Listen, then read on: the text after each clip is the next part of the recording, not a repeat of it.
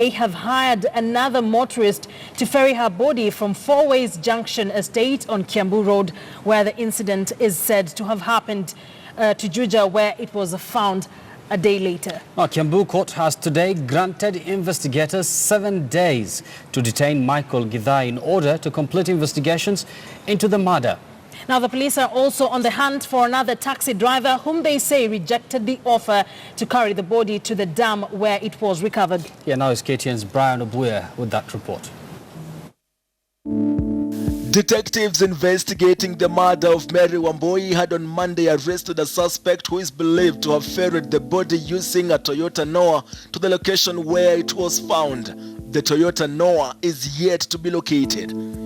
Senior Principal Magistrate Stella Atambo ruled that the investigating officer had given compelling reasons to detain Michael Githae Mathenge for a further 7 days. Investigations hearing touch on an intended murder charge, which is weighted by any consideration, and hence the compelling reason why the investigations officer should be given time and chance to conclusively make a decision that is just and fair before the respondent takes plea or otherwise. Police sources now tell KTN News that Michael Githae drove to Miss Wangui's residence around midnight using a Toyota Noah with a KCK registration number the same night Miss Wambui was murdered and left a few minutes later. Information, according to those close to it, indicate that the motorist went straight to Juja after leaving the Four Ways estate. Detectives say that Michael was in constant communication with Judy Wambui, currently in police custody, and who, together with the late Wambui, shared a husband. Investigators claim to have found blood-stained clothes, which they have told us will be subjected to DNA analysis. And to deepen the mystery, police say it was Michael Githae who rented a car with a KCE registration number to Judy Wambui, which she used to drive to the late Wambui's home, but had to leave it and use Wambui's Mercedes-Benz after it reportedly failed to start. Police say they have combed through the lengthy CCTV footage retrieved from the Four Ways estate, and from it has now emerged that Wambui and her longtime nemesis Judy Wambui were captured clearing at the Four Ways estate gate at about 6:24 p.m. inside Wambui's white Mercedes-Benz car.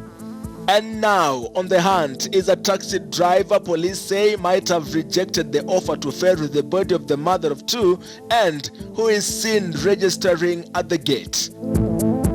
Ryan Obuya, KTN News. Now, over to some political developments now. An opposition leader, Raila Odinga, and Deputy President William Ruto could be headed to a major clash. Yes, you heard me right. After ODM rebel legislatures settled on Ruto's right-hand man, that is Senator Kipchumba Murkomen, as their advocate to fight plans to eject them from the Orange Party.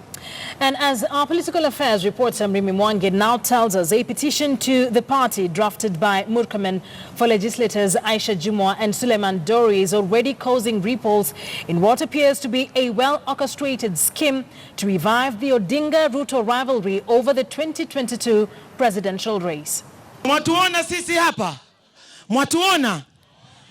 Sisi tushapanda na twaitwa hatushuki. The rebellion train had already left the station long before the Orange Party's National Executive Committee resolved on the 25th of January to kick out from the party Malindi legislator Aisha Jumwa and Hamsambweni counterpart Suleiman Dori over their newfound dalliance with Deputy President William Ruto. But in a quick political tackle, the two have enlisted a rather widely unexpected advocate for their fight back. Ruto's right-hand man, Senate Majority Leader Kipchumba Murkomen. They believe in my credentials to represent them, and considering that this is a matter that touches on matters of democracy and fundamental freedoms in this country, in their own wisdom, they felt that they needed my representation. In his letter to the ODM National Governing Council, Murkomen claims the decision to eject the two was made by a single member of the party's disciplinary committee, one Fred Othwok. Yet the ODM constitution prescribes a membership of 5. The decision to expel the two would later be adopted by ODM's NEC. Notice of the NEC meeting, Murkomen claims, was never communicated to his clients. Neither were they served with the minutes of the said meeting. Allegations ODM Secretary General Edwin Sifuna has dismissed as hot air. Even the sections that he has referred to are not in the constitution of the party. So I don't know where he got it from. Maybe because he's a Tanga member. Probably he used the Tanga constitution, but the ODM constitution has no such provision. My clients were being used as, were meant to be used as an example so that it can scare other political parties, political party members from robustly engaging in discourse within the political party on issues. The ODM National Governing Council meets early next month to evaluate next decision to expel the two. And therein lies what appears to be the political catch. But they don't know. As the duo's advocate, Murkomen is planning to seek physical audience with the gathering, which will bring together, among others, ODM leader Raila Odinga. I look forward with a lot of excitement and desire to appear before them. And when I appear before them, my clients will only be a center of focus. And my clients who are going to, through me, are going to make a case. The matter of hearing ended at the disciplinary committee in accordance with the rules of the party. So before the NGC, we don't expect, we are not going to call them to appear before the NGC because it's not a hearing. So we don't expect you to tell us you want to show up at the NGC with lawyers. Insiders claim Dory and Jumwa had vouched their case personally to Odinga. But party radicals, angered by the duo's political escapades with Ruto, who is viewed as Odinga's likely top 2022 presidential competitor, are strongly rooting for their expulsion. And ODM's legal minds, led by Sifuna, are bracing up for the long court battles likely to follow such a verdict.